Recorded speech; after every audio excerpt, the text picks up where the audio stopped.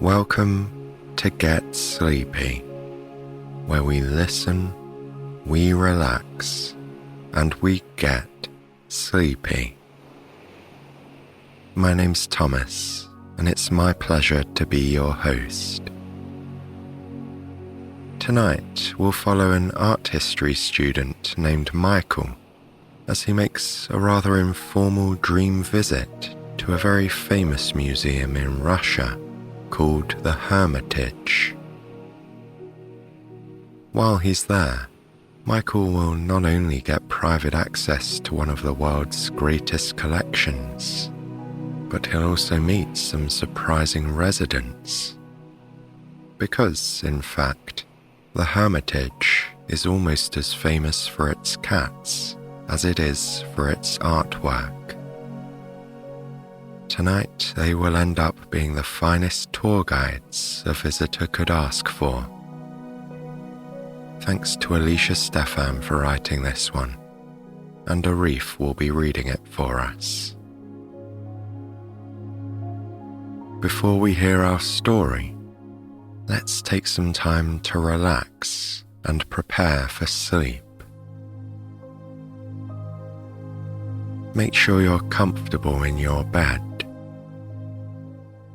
Ideally, if you plan to follow along with our relaxation, you'll want to be lying on your back for the next few moments. Once you're settled, just begin to slow down the breath, lengthening the exhale in particular.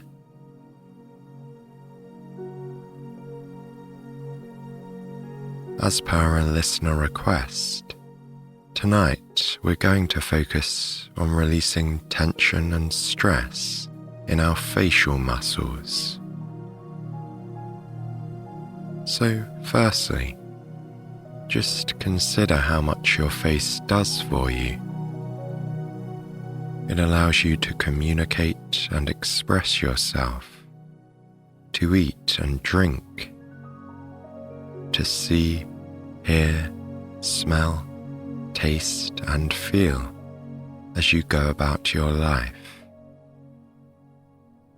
And our faces tend to be our most recognizable form of physical identity. That's a lot of responsibility for your face, and perhaps we don't always give them the due care and attention they deserve, at least in terms of relaxing and resting all the little muscles there. So, let's make space to do just that tonight. Begin by simply noticing how your face is feeling right now. Notice if there's any lingering tension, or any areas that feel particularly relaxed.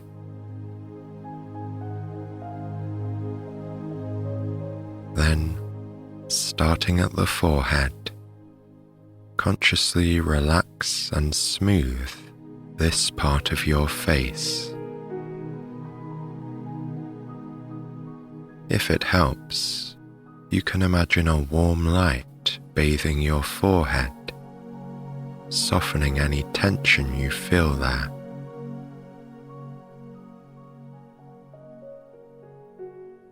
Next, move to the eyebrows. We engage this area a lot when we're thinking, frowning, smiling. The muscles here tend to get involved in all of our expressions. So just consciously relax and soften the eyebrows too. And focus next on your eyes. With your eyelids closed, they have the opportunity to rest. If it helps, you can tighten the muscles here for a few seconds. then release. Any tension you feel behind the eyes can ease away with that warm, glowing light softly bathing the top half of your face. Perhaps you feel some leftover tension in your temples, at the sides of your head. If that tension is particularly noticeable here, you could try very gently massaging the temples with your index and middle fingers.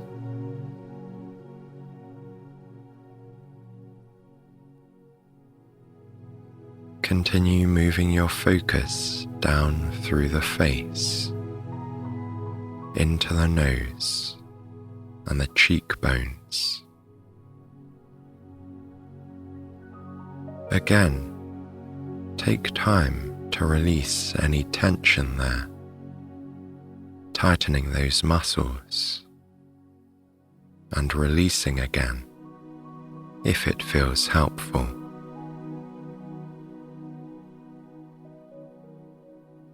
Sense how your face is gradually becoming more and more relaxed.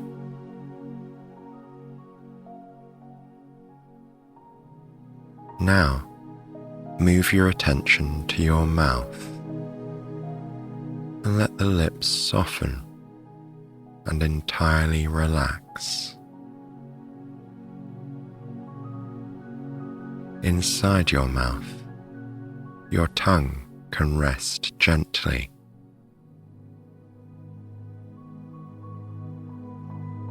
Finally, and perhaps most notably of all, your jaw.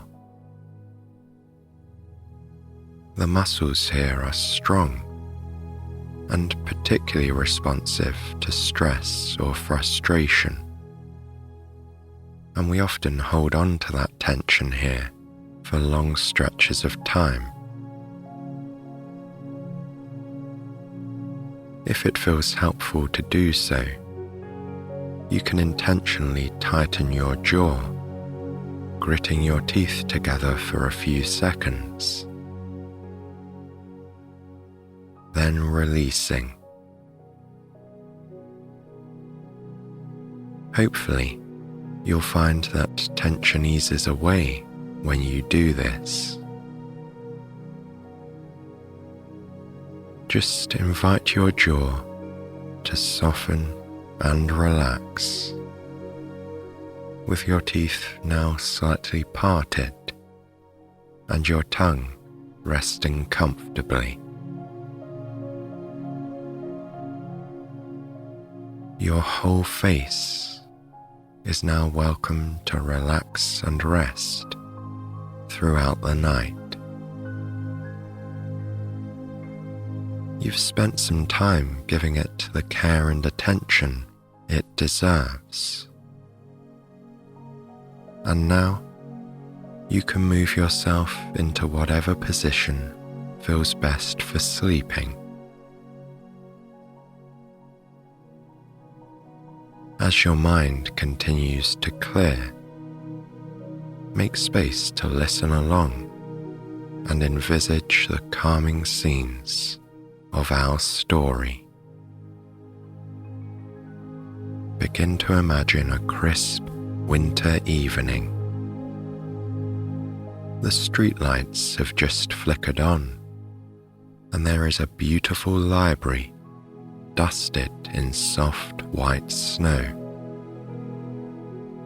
This is where our story begins.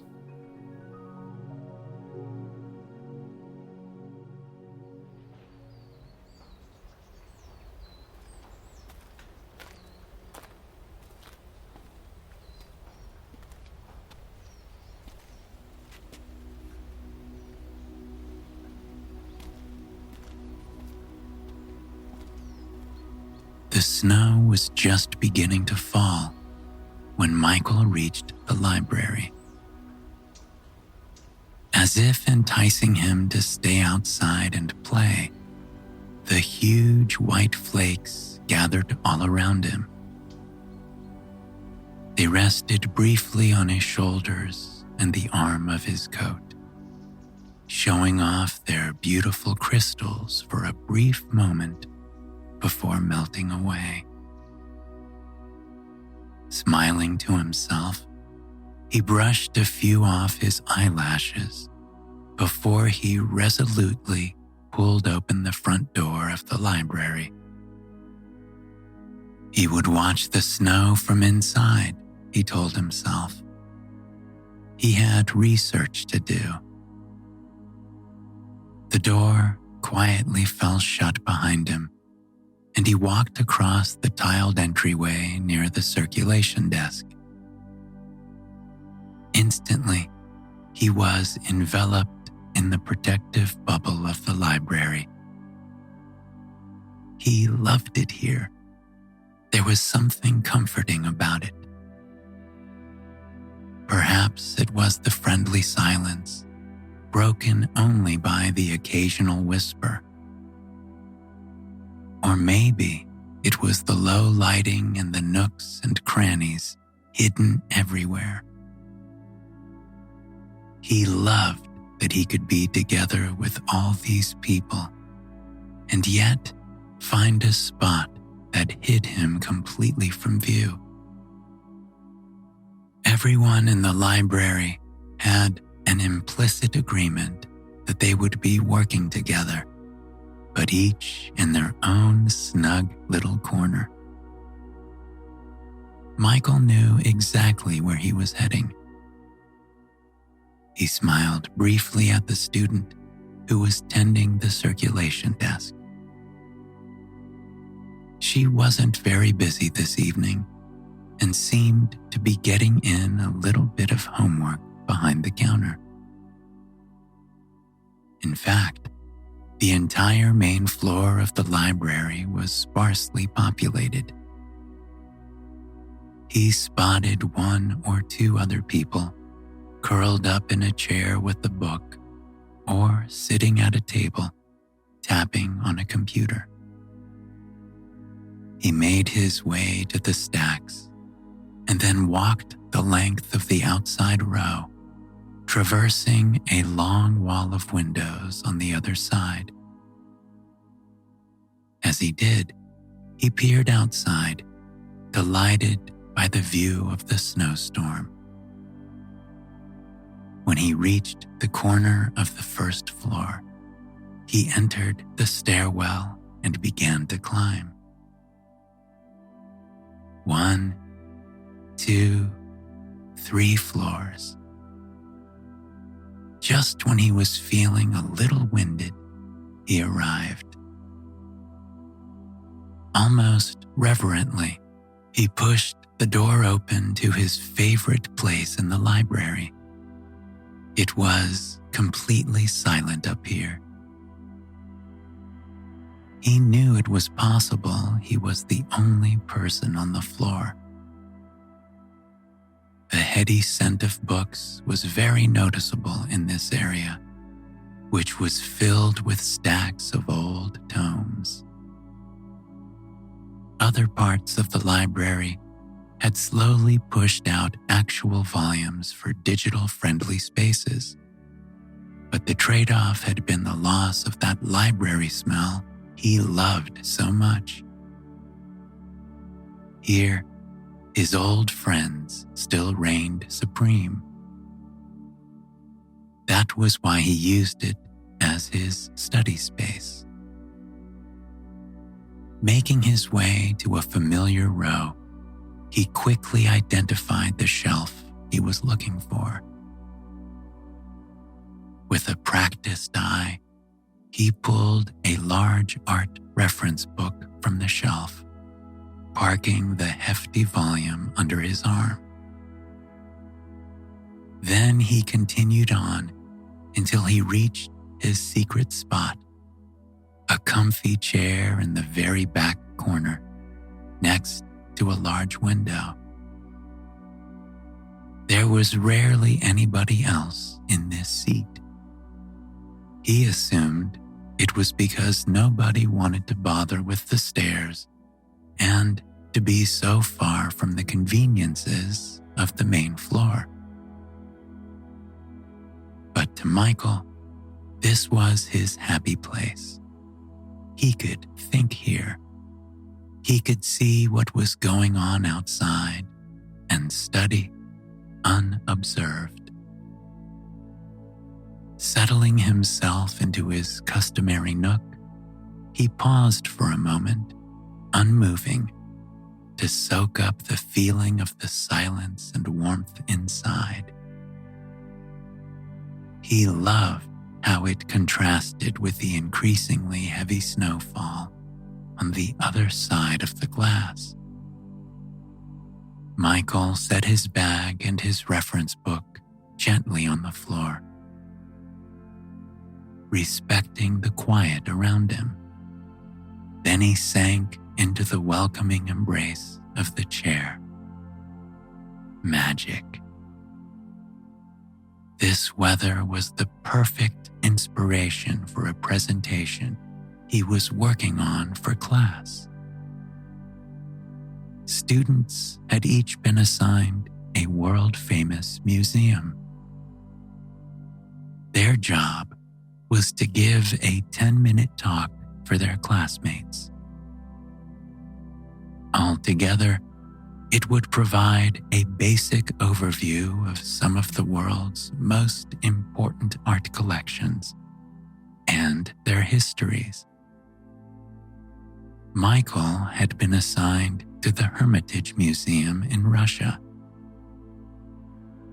Based on the research he'd already started, he knew he had his work cut out for him to fit this information into such a short time. But the snowfall that night was putting him in the mood to imagine the Hermitage in the Russian winter. Exhaling and settling more comfortably into his chair, he began to review the basics. The Hermitage Museum was located in St. Petersburg as one of the world's most impressive collections. It covered more than 233 square meters and contained about 3 million artifacts and works of art. Although only a fraction, about 5%, were displayed at any given time. These included items such as paintings, sculpture, jewelry, and armor. There was also a surprisingly large holding of numismatic objects, which were items related to money, like coins, tokens, and medals. Michael paused for a moment and looked at his notes. It was hard for him to get his head around all these numbers. Scanning down the page, he came upon a fact he knew he'd include because it really gave a feel for the size of the place. He'd read in an article that if a person viewed every item in the exhibits for 1 minute, 8 hours per day, it would take 10 years to see them all. The museum had started with Empress Catherine the Great, beginning with her personal art collection at the royal residence known as the Winter Palace. Quite early in her reign, in 1764, she had acquired a large collection of art that had originally been assembled for King Frederick II of Prussia. When Frederick had ultimately refused to purchase the collection he had requested from the dealer, Catherine gladly took the opportunity to swoop in and acquire it for herself. The Hermitage website itself, characterized that collection as being of uneven quality.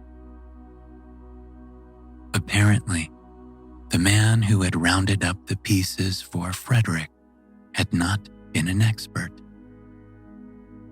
It consisted of 225 paintings, mostly by Dutch and Flemish artists, with some additional works by 17th century Italian painters as well. However imperfect, this acquisition by Catherine formed the basis for astonishing achievements in the future and set her on a path that would see her vastly expand her holdings and the footprint of the palace that would contain them. Shortly after the first key acquisition, Catherine had an addition made to her residence, the Winter Palace. She called the new section the Small Hermitage. It only took a year to build, and she subsequently had a pavilion added. She used this space for gatherings with close friends. It contained a stateroom, drawing rooms, and a hothouse. In this retreat, she hosted events she called small hermitages, during which games and plays would take place. This was the area that housed her first art displays.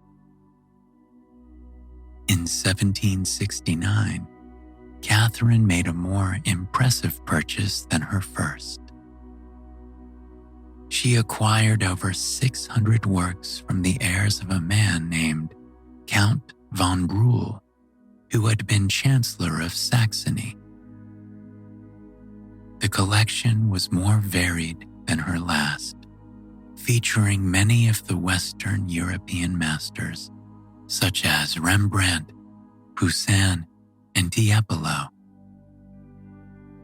Not surprisingly, this addition strained her existing storage and gallery space, and she soon began construction of what is now known as the Great Hermitage. This began in 1771 and stretched on until 1787. Then, in order to keep up with her passion for art, another expansion was soon added in 1792. This area was eventually used to house the Raphael loggias, which were 18th century copies of the frescoes at the Vatican. Michael paused and looked out the window at the falling snow. It was really coming down. He glanced back at his notes and realized he was going to have to summarize some of the additional history about Catherine's passion for collecting. It seemed she had kept buying up other people's collections en masse. He ran his finger down the list. She'd bought one from the heirs of Baron Pierre Crozat in 1772. Then the Walpole collection in 1779, sold by the grandson of the former Prime Minister of England. This was a particularly notable collection because it had formed the basis of her Italian holdings. Then in 1781, she had landed the collection of a man named Count Boudoir, featuring more Dutch and Flemish masters such as Rembrandt, Van Dyck, and Van Ruysdael. Michael tapped his chin with his finger. Yes, he thought, he had read somewhere that the Hermitage had the largest collection of Rembrandt paintings outside the Netherlands. This was a memorable detail he'd be sure to mention to his classmates. You didn't forget a fact like that. In 1787, Catherine had shifted to an interest in sculpture, seeking out Roman and Greek pieces. This pursuit had continued. Michael remembered from a map he'd been viewing that most of the ground floor of the museum was now devoted to classical antiquities and prehistoric art, many of them acquired by Catherine's successors. This treasure trove of antiquities was really quite a long way, he thought, from where she'd started with a collection of Dutch and Flemish paintings in 1764. All told, Catherine had managed to create a legacy that must surely have made her proud. As her actions demonstrated, she loved to think of herself as a patron of the arts. In her lifetime, partially via the growth of the Hermitage, she achieved her goal of presenting Russian society as one of enlightenment and culture. She had put Russia on par with the Western powers of the time in that regard. Michael set his laptop down and stretched. Once again, he turned to look out the window.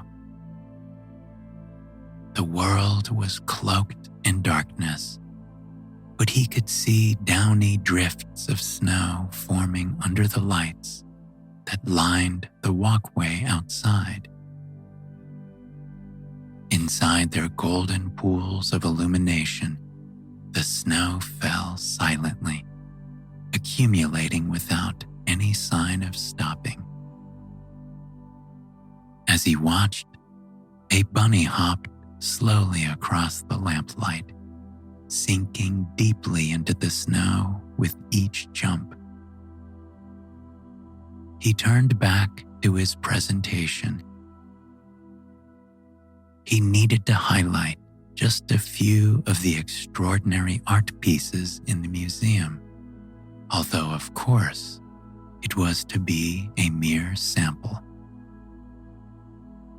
He picked his laptop up again and tapped a few keys, pulling up an article he'd found earlier. Scanning down the list, he pondered what to mention. Ancient statues of Aphrodite and Jupiter, precious cameos, the Madonna Leda by Leonardo da Vinci. He thought. He couldn't recall that Da Vinci painting, picking up the art history book he'd pulled from the shelf earlier. He flipped to the index and found the artwork in the list. Turning to the correct page, he chuckled to himself, because the baby in the picture stared out at the viewer with a skeptical look. He put the book back on the floor and returned to the article he'd been using. There was a Madonna by Raphael, then a painting of Venus and Cupid by Lucas Cranach the Elder. He remembered that one. The Cupid had been yet another wise-looking little baby. These worldly infants seemed to be a feature of the era. He continued down the incredible list of works. Caravaggio, Velázquez, Titian. But then something really caught his eye. It was a mention of a display called the Peacock Clock, which had been obtained from London. He doubted this timepiece would be in his art book, so he searched for it online and a photo appeared. It was a stunning golden clock, apparently ordered for Catherine the Great by one of her favorite courtiers, Potemkin. Michael was riveted by this contraption and found himself wishing he could see it in person. His list of works was long enough now for the presentation, but just as he was about to close the informational page he was viewing, he saw a menu item that said, "Cats of the Hermitage." Cats? He thought. Was there an entire display about cats? Clicking on the link, he found the most surprising article unfolded before him. Apparently, there were more than 50 cats who lived at the Hermitage. They made their home in the basement and were allowed to roam freely throughout the courtyards, using small cat doors in the service entrances. Intrigued, Michael sank further into his chair and kept reading. Apparently, the cats had been introduced to the Hermitage in 1745 by Empress Elizabeth Petrovna, who had founded St. Petersburg. According to the article Michael was reading from the Telegraph, she had issued a decree that year instructing her emissaries to go to a particular place renowned for cats who were good mouse catchers. They were told to find in Kazan the best and biggest cats capable of catching mice and send them to the court of Her Imperial Majesty, along with someone to look after and feed them. Later, Catherine the Great at first kept her private art collection in the basement. She had reportedly joked once to her friend, the French philosopher Diderot, that her paintings were enjoyed only by herself and the mice, so it makes sense that she would have kept the cat population in place during her reign. With only a few historical bumps in the road that made life too difficult for the cats, they had almost always been there ever since. Nowadays, they no longer even had to work for their keep, as mouse control was handled by humans. Instead, they reigned supreme at the Hermitage, greeting guests outdoors, lounging about, and enjoying dedicated staff who took care of them. They weren't allowed in the galleries anymore, which seemed quite sensible, but they were known to roam around the offices and sing their feline songs through the vents. They could even be adopted, along with an official certificate. Since 2009, the museum had even observed an annual day of the Hermitage cats.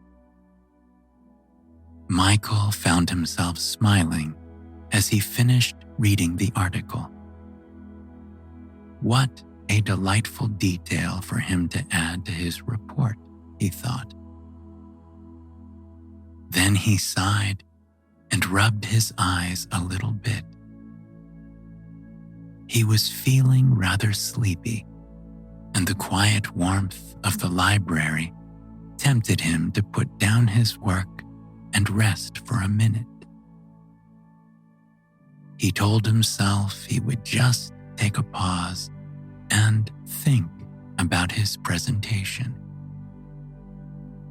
Pushing the laptop and the textbook away from him on the carpeted floor, he leaned back and tilted his head to look out the window once more.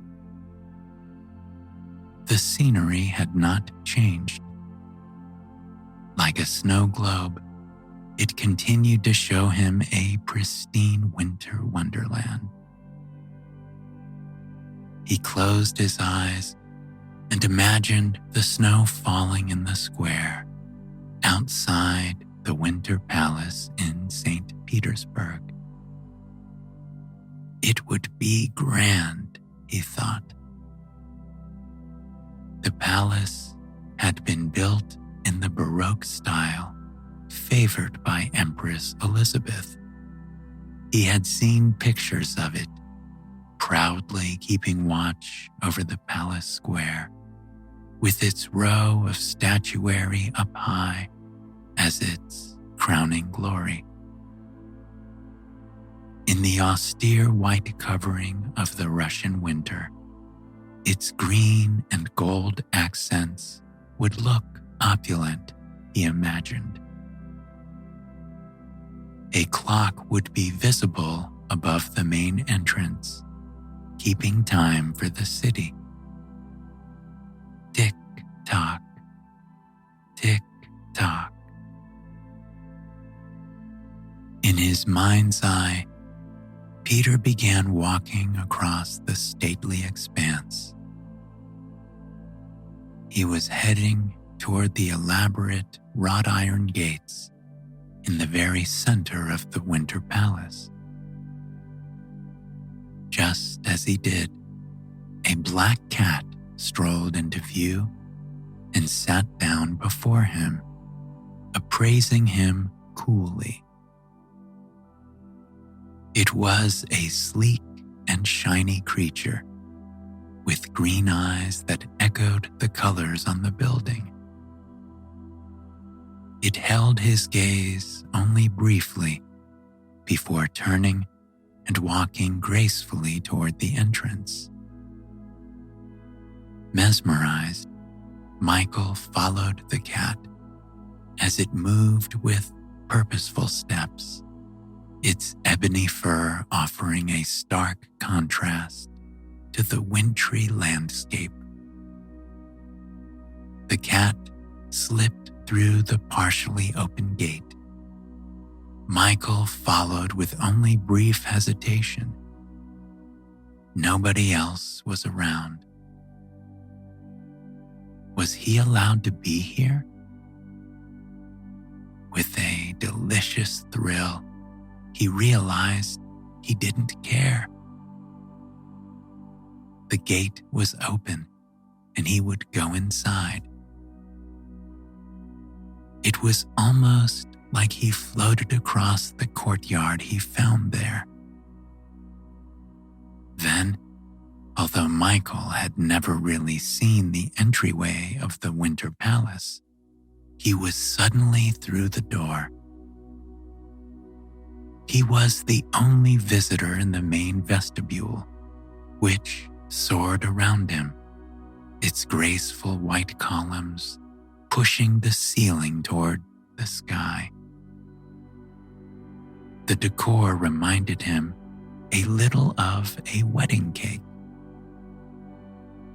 The walls were all painted a sunny Baroque yellow with bright white trim.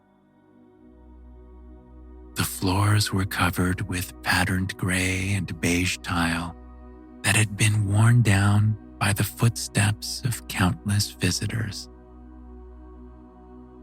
As Michael took in the grandeur of the lobby, the black cat reappeared and sat down directly in front of him, waiting for him to continue. "Oh, excuse me," he said aloud to the cat, as if to apologize for gawking. With a haughty demeanor, the black cat stood up again and disappeared behind a column to the side. Michael couldn't see where his companion had gone. It seemed to have vanished completely. As he craned his neck here and there, he saw a grand staircase and eagerly walked toward it. The wide, shallow steps were carpeted with a rich red carpet runner. On either side, the walls of the staircase were adorned with fancy gold light fixtures worthy of royalty. At the landing of the staircase, straight ahead, there was an elegant statue. In fact, statuary was also visible on the walls above and in the niches to either side. The entire area was full of natural light that streamed in from windows up high. This was a stairway that was made to impress, Michael thought. As he was approaching the steps, he was surprised to see a different cat stroll into the middle of the landing. This was a glorious, fluffy white one, and around its neck, there was a red velvet ribbon that matched the carpet. The cat appeared very relaxed as Michael approached, gingerly climbing the steps with silent footfalls. But just as he got close to the silky creature, extending his hand, the feline turned and walked away. With a flash of white, it briskly ascended the next flight of stairs and disappeared. Well, Michael thought, so much for cats not being allowed in the galleries. Michael followed in the direction where the cat had gone. He was impressed by the amount of gold decoration all around him. He turned left and then left again. As he neared the top of the grand staircase, he looked up and saw that there was a stunning ceiling fresco visible up above. At the top, he saw that the gold and white decorations continued on the walls and the arches in the ceiling. To the right, a large window lit the hallway, and he could see some sort of exhibit beyond. Straight ahead, through an open door, a large room held something displayed inside a cupola. But when he turned to the left, he saw his fluffy white friend waiting patiently for him. Behind the cat was a very long hallway and the suggestion of enticing exhibits. His guide began trotting in that direction, and he followed. Michael walked through a pair of very impressive doors and found himself in a large, airy space. The cat had sauntered off to the side and was rubbing its ears on a pedestal that held a plaque. Michael turned his face upward and admired the enormous gilded bronze chandeliers. Vases stood around on pedestals, some quite large. The walls were lined with paintings of men in military dress. The cat seemed unimpressed by these fellows and casually hopped up on a nearby padded chair to begin having a bath. This contrast between the delicate cat and the military men amused Michael, and he found himself admiring his dainty white companion even more. As impressive as the room was, Michael wanted to see what was next. He peered down a long hallway off to the side, noting that it seemed to be full of wall coverings. Leaving the vases and the soldiers behind, Michael walked into a long gallery simply covered in tapestries. The light was streaming in from windows on the left, and smaller gold chandeliers hung in a perfect row from the ceiling. Michael stopped at a few of the tapestries, reading about the subjects, and learned that they were made in the 1600s. He had just finished looking at one of the plaques when he felt something soft on his ankle. He looked down to see a short-haired tabby cat winding around his legs. It was purring loudly. Delighted, Michael reached down and stroked the cat, which leaned into his leg even more. Then, in a bold move, Michael picked up the kitty and started walking to the end of the hall with it. The cat didn't seem to mind at all, resting comfortably in his arms. As Michael reached the end of the corridor, the cat gave a gentle push, hopped down, and scurried into the next gallery ahead of him. He found his latest museum friend lying luxuriously on its side in the next room, which was filled with paintings of religious icons. Michael had learned a little bit about altarpieces, and he read the plaques with interest. They were Russian, dating to the 14th and 15th century. Most of these items were visible in the succession of rooms to the left. It was a large collection that he found a bit dour, but the cat seemed not at all concerned or reverent.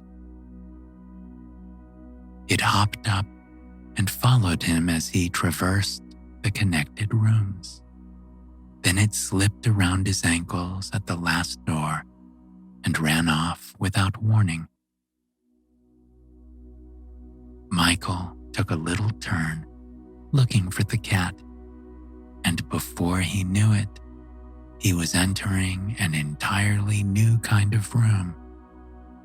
It was light, with beautiful high ceilings, and it was dripping with white and gold, much like other large spaces he'd seen. There was a marble fireplace at one end, with a clock sitting atop it.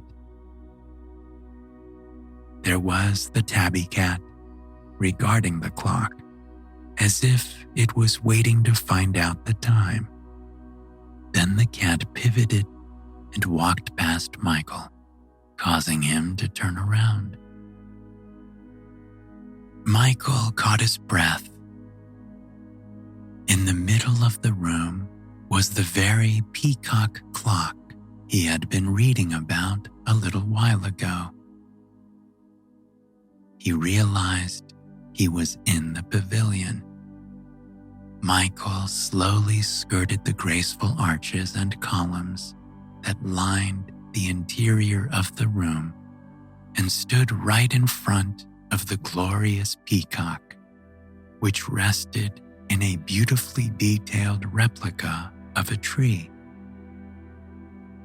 Upon closer inspection, he saw that there was an owl there, as well as a cockerel.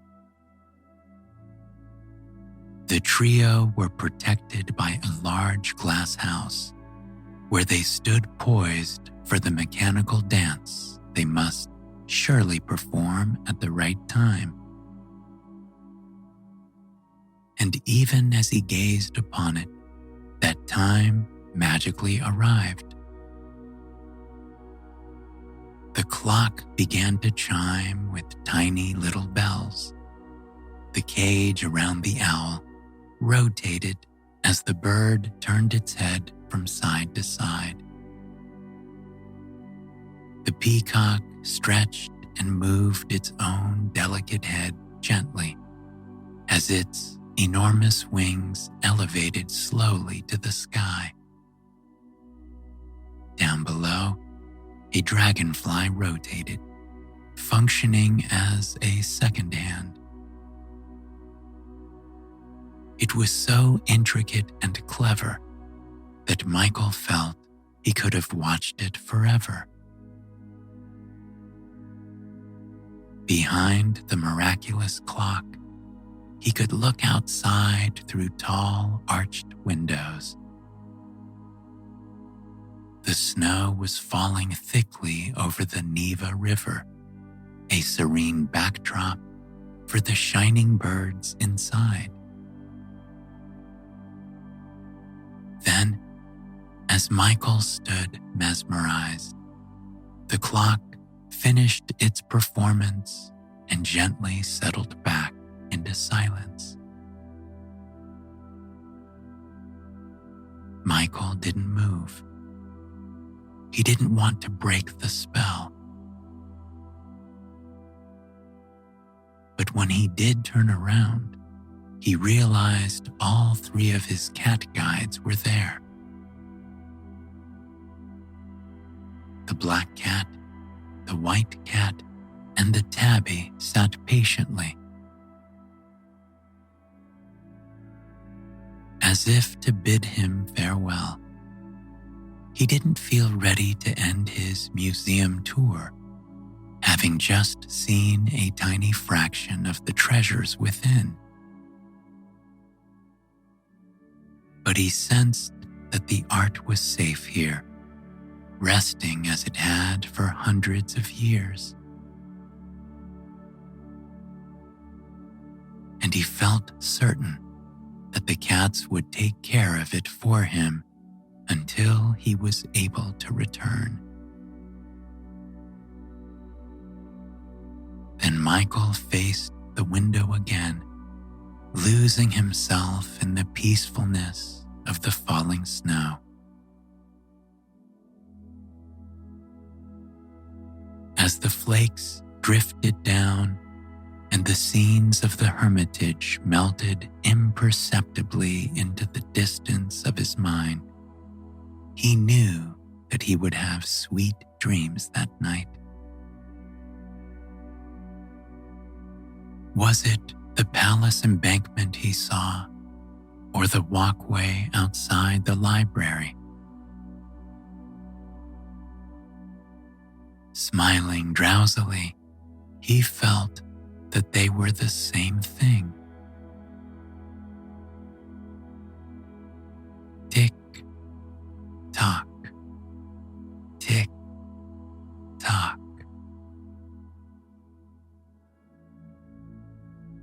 There would be more time to see the treasures of the Hermitage another night.